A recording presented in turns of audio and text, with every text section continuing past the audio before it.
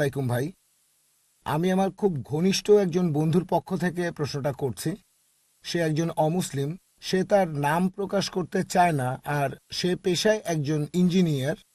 তার প্রশ্নটা হলো, কোরআনের সাথে আধুনিক বিজ্ঞানের কোনো অসঙ্গতি নেই, কিন্তু কোরআন বলছে যে আদম আলাইসাল্লাম হলেন এই পৃথিবীর বুকে প্রথম মানুষ, আর এটা চার্লস ডারউইনের থিওরির বিরুদ্ধে যায়, থিওরি অফ ইভলিউশন। ভাই প্রশ্ন করলেন যে কোরআন আধুনিক বিজ্ঞানের সাথে সঙ্গতিপূর্ণ, কিন্তু কোরআনের এই কথাটা মানেন না যে আদম আলাইসাল্লাম হলেন প্রথম মানুষ।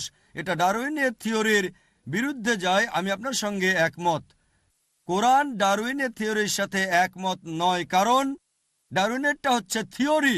কোরআন বলছে যেগুলো ফ্যাক্ট, কোনো থিওরি বলছে না। আর যদি ডারউইনের বই পড়েন,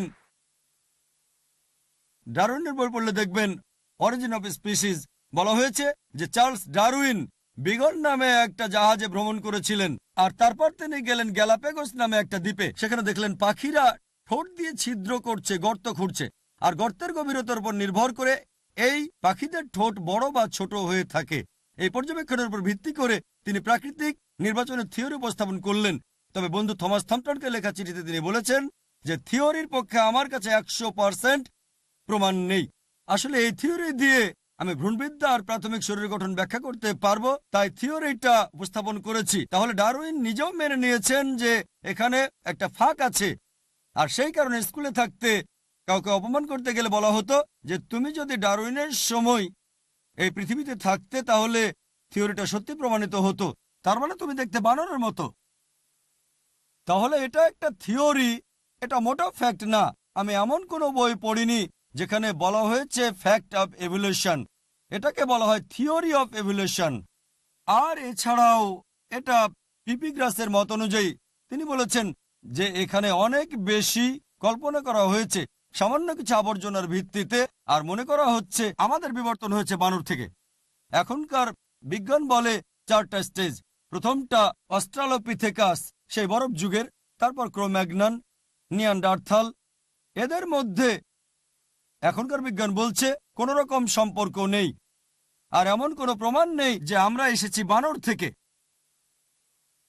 আর হান্সিস ক্রেগের মতে, তিনি মলিকিউলার বায়োলজিতে একজন বিশেষজ্ঞ, তিনি বলেছেন শুধু ডিএনএর উপর ভিত্তি করে এটা বলা হাস্যকর যে মানুষ বানর থেকে এসেছে। এটা শুধুই অনুমান। অনেক বিজ্ঞানী আছেন যারা ডারউইনের থিওরির বিরুদ্ধে লিখেছেন। ডারউইনের থিওরি ভুল প্রমাণ হয়েছে অনেক দিন আগেই। ইদানিং এই জিনিসগুলো আবার ইন্টারনেটে এসেছে। আচ্ছা, ডারউইনের থিওরি, এই সবগুলো অনুমান। তবে ডারউইনের কথা সঠিক যে প্রাণের সৃষ্টি হয়েছে পানি থেকে, সমস্যা নেই। কোরআন এই কথা বলছে, সূরা আম্বিয়া অধ্যায় 21 আয়াত নাম্বার 30। তার কিছু কথা সঠিক, তবে সামগ্রিকভাবে যে মানুষের বিবর্তন হয়েছে বানর থেকে, এটা অবৈজ্ঞানিক, এটা থিওরি, কোনো ফ্যাক্ট না। আশা করি উত্তরটা পেয়েছেন। কোন বোন? আসসালামু আলাইকুম ভাই, এই প্রশ্নটা করেছেন একজন অমুসলিম বোন। ওর প্রশ্নটা হলো এই যে আমরা প্রায় টেলিভিশনে দেখতে পাই যে আফগানিস্তানে মহিলাদের অত্যাচার করা হচ্ছে। ইসলামে পুরুষরা কেন মহিলাদের অত্যাচার আর অপমান করে? বোন, আপনি প্রশ্ন করলেন যে আমরা প্রায় টেলিভিশনে দেখতে পাই যে আফগানিস্তানে মুসলিম মহিলাদের অত্যাচার করা হচ্ছে, ইসলাম ধর্মে কেন পুরুষরা মহিলাদের অত্যাচার আর অপমান করবে? বোন, এই প্রশ্নের উত্তর দিয়েছিলাম মাত্র কয়েকদিন আগেই কনফারেন্সের দ্বিতীয় দিনে, শনিবার অক্টোবর মাসের 31 তারিখে লেকচারটা দিয়েছিলাম, women in Islam protected or subjugated. সেখানে আমি বিস্তারিত বলেছি। আপনার বান্ধবীকে সেই ভিডিওটা দেখতে বলেন, ভিডিওটা দেখেন, ইনশাল্লাহ সবগুলো প্রশ্নের উত্তরই পাবেন। এবার মূল প্রশ্নতে আসি। আপনি টেলিভিশনে দেখেছেন যে আফগানিস্তানে মুসলিম পুরুষরা মহিলাদের মারধর করে। একবার আমার সাথে এক মালয়েশিয়ান দম্পতির পরিচয় হয়েছিল, স্বামী স্ত্রী দুজনে ডাক্তার। তারা বললেন যে আফগানিস্তানে তারা 1 মাসেরও বেশি সময় ছিলেন। তারা আমাকে বললেন যে টিভিতে দেখানো হচ্ছে তালেবানরা মহিলাদের মারধর করছে, কিন্তু তারা তালেবান নয়। আমি বললাম কিভাবে বুঝলেন? তখন তারা বললেন যে আমরা আফগানিস্তানে 1 মাসেরও বেশি সময় ছিলাম, আমরা জানি তালেবানরা কিভাবে পাগড়ি বাঁধে। আমরা যখন আরবদের দেখি সবাইকে একই রকম মনে হয়, আমিরাতি, সৌদি, কুয়েতি, তবে তারা বুঝতে পারে যে সৌদি আরবের লোক একটু আলাদা করে পাগড়ি বাঁধে, আমিরাতিরা অন্য স্টাইলে পাগড়ি বাঁধে, তারপর কুয়েতিদের পাগড়ি বাঁধাটাও অন্যরকম। সেরকম তালেবানদের পাগড়ি বাঁধার একটা স্টাইল আছে। তো আমাকে সেই মালয়েশিয়ান দম্পতি জানালো যে ভিডিওটা হয়েছে সেটাও ঠিকমতো করা হয়নি। হলিউডে তারা সমুদ্র ভাগ করে দেখাতে পারে, 10 কমান্ডমেন্টস, মুসা আলাইহিস সালাম সমুদ্র 2 ভাগ করেছেন, কিন্তু এটা দেখাতে ভুল করলো যে আফগানিস্তানে পুরুষরা মহিলাদের উপর অত্যাচার করছে। সেজন্য পবিত্র কোরআন বলছে সূরা হুজুরাত অধ্যায় নম্বর 49 আয়াত নম্বর 6, যখন তুমি কোনো তথ্য পাবে তৃতীয় কাউকে বলার আগে সেটা যাচাই করে নাও। তাহলে আমরা বুঝতে পারছি এটা হচ্ছে মিডিয়ার প্রতারণা। এর আগের কনফারেন্সে 2008-এ আমার লেকচার ছিল media and Islam, war or peace. সেখানে আমি দেখিয়েছি যে মিডিয়া কেমন করে ইচ্ছাকৃতভাবে ইসলামের নিন্দা করছে। আমি এটা বলছি না যে সব মুসলিমই 100% ভালো, সব জায়গাতেই কিছু কুলাঙ্গার থাকে। মিডিয়া কি করে? এই কুলাঙ্গারদের বেছে নেয় আর সবাইকে দেখায় যে এরাই আদর্শ মুসলিম।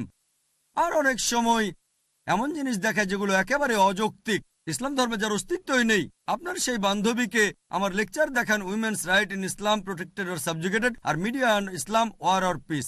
আশা করি উত্তরটা পেয়েছেন। এবারে প্রশ্ন করা হবে পেছনের মাইকে, পুরুষদের মধ্য থেকে। আসসালামু আলাইকুম স্যার। ওয়ালাইকুম আসসালাম। আমার নাম হলো SK রন্দর্নে, deputy engineer, government of Maharashtra, water supply department. আমি একজন অমুসলিম, নন মুসলিম। আমার প্রশ্নটা হলো যে আমাদের এই পৃথিবীতে কেন এত ধর্ম সৃষ্টি হয়েছে? আমাদের চারপাশে এত বেশি ধর্ম কেন? এখানে একটা সেন্টেন্স লেখা আছে পিস টিভি লোগোর নিচে যে পিস টিভি মানবতার সমাধান। এখানে আমার মতামত হলো এই যে শান্তির জন্য জ্ঞান আর বিজ্ঞতার প্রয়োজন। ধন্যবাদ। ভাই একটা প্রশ্ন করলেন যে পৃথিবীতে এত ধর্ম কেন, এটা প্রথম প্রশ্ন। আর তারপর একটা মন্তব্য করলেন যে শান্তি মানবতার সমাধান, এটা পিস টিভির স্লোগান। শান্তির জন্য প্রয়োজন জ্ঞান আর বিজ্ঞতা।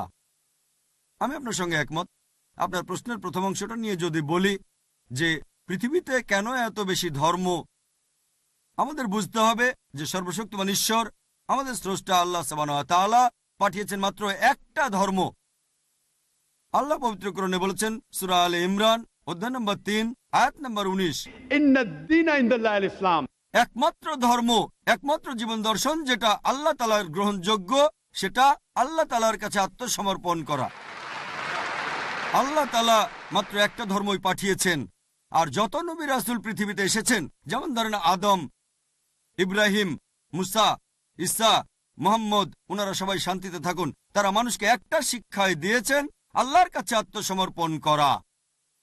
এখন আরবি ভাষায় যদি কেউ আল্লাহ তাআলার কাছে আত্মসমর্পণ করে তাহলে তাকে বলা হয় মুসলিম। আর ইসলাম, এই আরবি শব্দটার মূল আরবি শব্দটা হচ্ছে সালাম, যার মানে শান্তি। এর আরেকটা মূল আরবি শব্দ হচ্ছে সিলম, যার মানে আল্লাহ তাআলার কাছে নিজের ইচ্ছাকে সমর্পণ করা। তাহলে এক কথা ইসলাম মানে আল্লাহ তাআলার কাছে আত্মসমর্পণের মাধ্যমে শান্তি অর্জন করা। তাহলে আমাদের স্রষ্টা আল্লাহ তাআলা পাঠিয়েছেন মাত্র একটাই ধর্ম। তবে সময় বদলানোর সাথে সাথে ধর্মগ্রন্থগুলোও বদলে গেছে, বিকৃত হয়ে গেছে, নতুন জিনিস ঢুকেছে। আর এই ধর্মগ্রন্থ বদলানোর ব্যাপারে আল্লাহ পবিত্র কোরআনে বলেছেন সূরা বাকারা অধ্যায় নম্বর 2 আয়াত নম্বর 79, ফাওয়াইলুল লিল্লাযীনা ইয়াকতুবুনাল কিতাবা বিআইদিহিম সুম্মা ইয়াকুলুনা হাযা মিন ইনদিল্লাহ লিয়াশতারু বিহি সামনান কালিলা ফাওয়াইলুল লাহুম মিম্মা কাতাবাত আইদিহিম ওয়াইলুল লাহুম মিম্মা ইয়াকসিবুন। দুর্ভোগ তাদের যারা নিজ হাতে কিতাব রচনা করে আর বলে এটা আল্লাহর নিকট হতে। তারা এটা বলে তুচ্ছ মূল্য প্রাপ্তির জন্য। তাদের রচনার জন্য শাস্তি তাদের, যা উপার্জন করে সেজন্য শাস্তি তাদের। আল্লাহ তাআলা পাঠিয়েছেন অনেক আসমানি কিতাব, অনেক ইনস্ট্রাকশন ম্যানুয়াল। সময় বদলানোর সাথে সাথে এই ইনস্ট্রাকশন ম্যানুয়াল, আল্লাহর এই আসমানি কিতাব বদলে গেছে। যখন কোনো কিতাব বিকৃত হয়ে গেছে, আল্লাহ নতুন রাসূল পাঠিয়েছেন আর নতুন কিতাব। এইভাবে অনেক দিন চলেছে। তারপর আল্লাহ পাঠালেন সর্বশেষ ও চূড়ান্ত নবী মুহাম্মদ সাল্লাল্লাহু আলাইহি সাল্লামকে, আর সর্বশেষ ও চূড়ান্ত আসমানি কিতাব কোরআন নাজিল করলেন। এর আগে যেসব নবী রাসূল এসেছিলেন, আমাদের প্রিয় নবী মুহাম্মদ সাল্লাল্লাহু আলাইহি সাল্লাম বলেছেন যে আল্লাহ তাআলা এই পৃথিবীতে 1,24,000 নবী রাসূল পাঠিয়েছেন। পবিত্র কোরআনে মাত্র 25 জনের নাম বলা হয়েছে, অন্যদের নাম আমরা জানি না। হতে পারে একজন প্রশ্ন করেছিল, আপনি কি মনে করেন, একজন হিন্দু আমাকে এই প্রশ্নটা করেছিল, আপনি কি রামকে আল্লাহর রাসূল বলে মানেন, অথবা শ্রীকৃষ্ণকে কি আল্লাহর রাসূল বলে আপনি মানেন? আমি বলবো, যেহেতু নামটা কোরআন হাদিসে উল্লেখ করা নেই, আমি জানি না। হতে পারে রাসূল, অথবা নাও হতে পারে, নিশ্চিত করে বলতে পারছি না। তবে একথাটা মানতে হবে, যেসব নবী রাসূল এসেছেন নবী মুহাম্মদ সাল্লাল্লাহু আলাইহি ওয়াসাল্লামের আগে, তারা ছিলেন সেই সময় আর সেখানকার মানুষের জন্য। তাহলে রাম যদি আল্লাহ রাসূল হয়েও থাকেন, যদি কৃষ্ণ আল্লাহ রাসূল হয়েও থাকেন, তারা এসেছিলেন সেখানকার মানুষ আর সেই সময়ের জন্য। বর্তমানে পৃথিবীর সব মানুষ, তারা থাকতে পারে ভারতে অথবা আমেরিকায় বা সৌদি আরবে বা কানাডায় বা ইংল্যান্ডে, পৃথিবীর যে কোনো জায়গায় তারা মানবে সর্বশেষ ও চূড়ান্ত নবী মুহাম্মদ সাল্লাল্লাহু আলাইহি সাল্লামকে এবং সর্বশেষ ও চূড়ান্ত আসমানী কিতাব পবিত্র কোরআন। আল্লাহ আমাদের কথা দিয়েছেন সূরা হিজর অধ্যায় নম্বর 15 আয়াত নম্বর 9 যে আমি কোরআন অবতীর্ণ করেছি, সেটা আমি সংরক্ষণ করব। তাহলে আল্লাহ তাআলা পাঠিয়েছেন মাত্র একটা ধর্ম, সেটা হচ্ছে আল্লাহ তাআলার কাছে আত্মসমর্পণ করা। ইসলাম মানে আল্লাহর কাছে আত্মসমর্পণ করার মাধ্যমে শান্তি অর্জন করা। আর আপনি বললেন জ্ঞান এবং বিজ্ঞতা দিয়ে শান্তি অর্জন করা যায়। হ্যাঁ, কার কাছ থেকে জ্ঞান? সবচেয়ে সেরা কে? আল্লাহ তাআলা আমাদের স্রষ্টা। কে সবচেয়ে জ্ঞানী? আল হাকিম, তিনি আল্লাহ সুবহানাহু ওয়া তাআলা মহান স্রষ্টা। তাহলে শান্তি অর্জনের সেরা উপায় হচ্ছে সেই জ্ঞান এবং নির্দেশনা মেনে চলা, যেটা আমাদের স্রষ্টা আল্লাহ সুবহানাহু ওয়া তাআলা পাঠিয়েছেন। আশা করি উত্তরটা পেয়েছেন। ধন্যবাদ।